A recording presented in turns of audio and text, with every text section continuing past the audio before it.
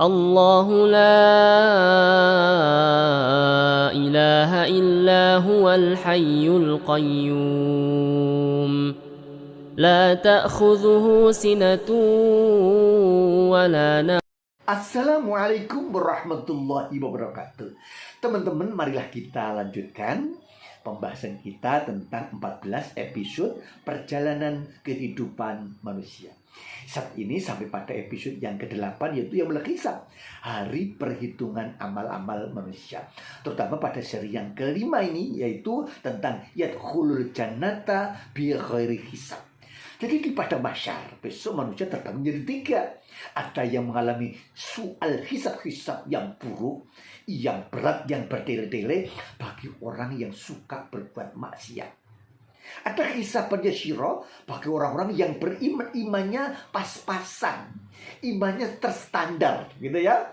Maka dia akan mengalami hisaban yasyira. Tapi bagi orang yang bertakwa, imannya kuat, ibadahnya semangat, senang mendirikan sholat, terhadap tugas dia menunaikan amanat, dia membayar zakat, dia suka menerima nasihat, sehingga akhlaknya, perilakunya bersesuaian dengan petunjuk baginda Rasulullah Muhammad Sallallahu Alaihi Wasallam.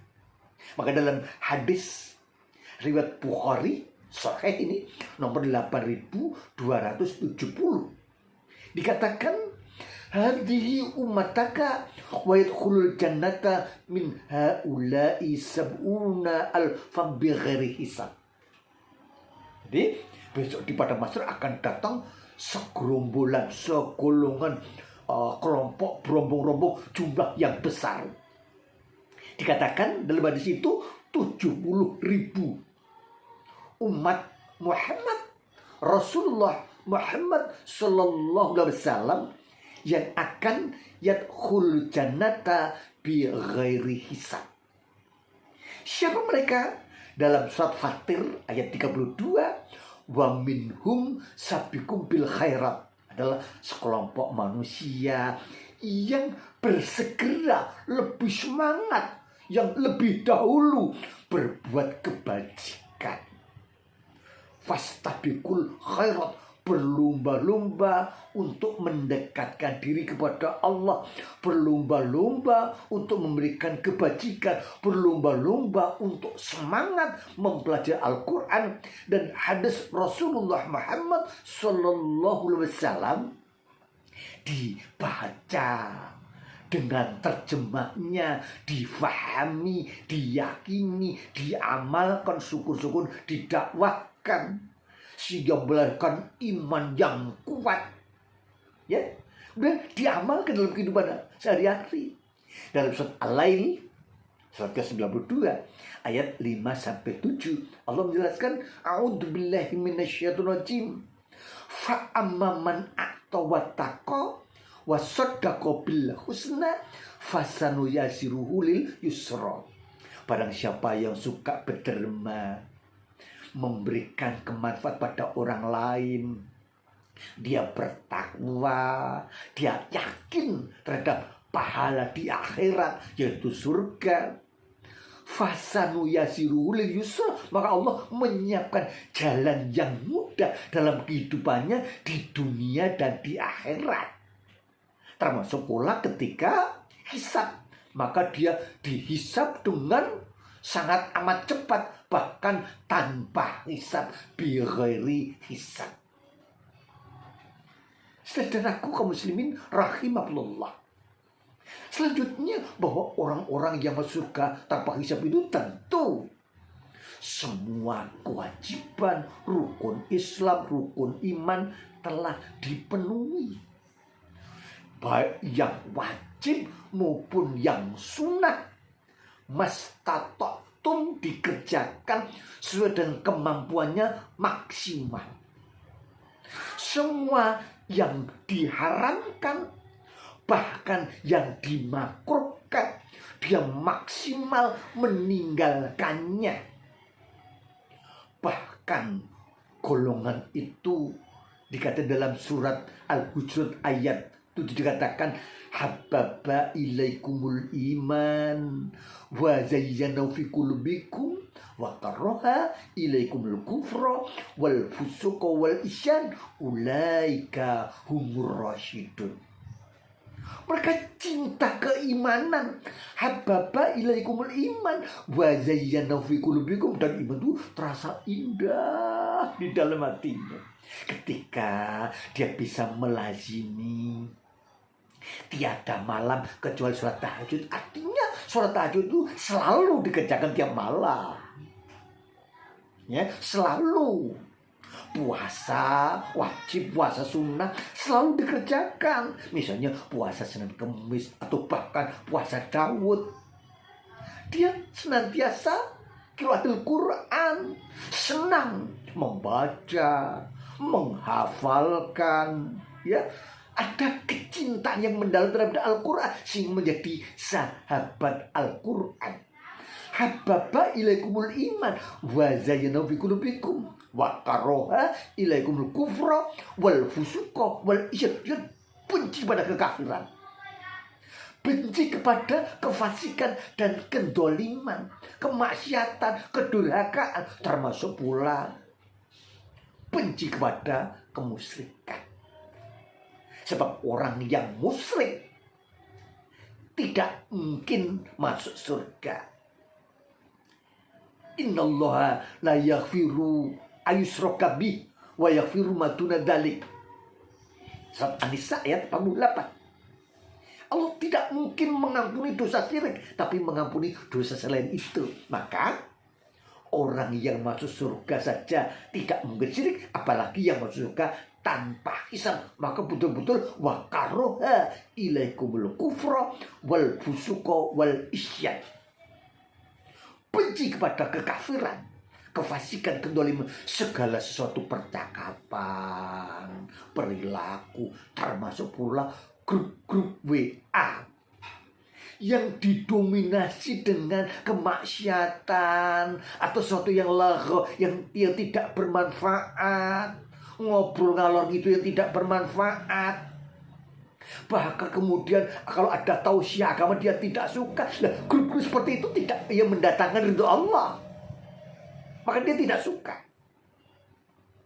Ya, maka orang yang akan masuk surga itu adalah orang-orang yang ulul albab, yang cerdas, yang memilih ucapan, perilaku yang diyakini mendapatkan pahala yang diridhoi Allah, sehingga menambah poin syarat untuk masuk surga. Percakapan, perbuatan, ikum grup yang tidak bermanfaat dia tinggalkan. Hidup itu singkat dan akan dihisab.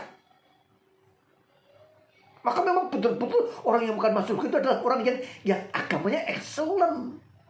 Kalau itu orang kuliah, mahasiswa, itu nilainya cum laude.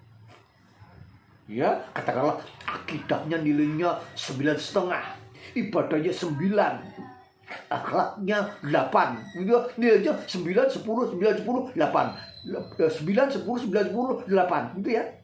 Sehingga akan masuk surga tanpa hisab, nilainya cum laude. Ini yang perlu kita perjuangkan, menjadi cita-cita setiap orang yang beriman, ingin masuk surga tanpa hisab. Maka dia sangat benci kepada kekafiran. Dia bersih, hatinya bersih, bersih dari aliha, arbab, andat, tohut, atau menjauhi asyirku fil dzat, asyirku fil isyanah, asyirku fil sifat, asyirku fil akam, asyirku fil ibadah. Syirik, menjauhi syirik. Syirik menyekutukan Allah dalam urusan ya kebendaan atau pertolongan atau sifat dan sebagainya. Dia menjauhi syirik sehingga hatinya qalbin salim. Maka yang semacam itu layak untuk masuk surga tanpa hisab. Barang siapa yang mempersekutukan sesuatu dengan Allah, maka sungguhnya ia telah tersesat tersesat yang jauh. Yaitu siapa? Yang orang-orang yang memperturutkan hawa nafsu. Ya, kemudian juga dia meyakini segala sesuatu bertentangan dengan Al-Quran. Bahkan ada pula yang membenci orang baik, walaupun dia mengaku baik. Tapi kalau dia membenci orang baik, katakanlah membubarkan pengajian orang Islam yang lain di luar golongannya, ini kan termasuk, ya, karena merasa dirinya yang paling baik. Ini kan perilaku iblis. Maka orang yang semacam itu beresiko tidak akan masuk surga. Orang yang menganggap dirinya paling suci, golongannya paling benar, orang lain itu salah, orang lain itu rendah dan sebagainya, seperti sifat-sifat iblis, yang semacam akan terhalang untuk masuk surga, apalagi masuk surga tanpa hisab.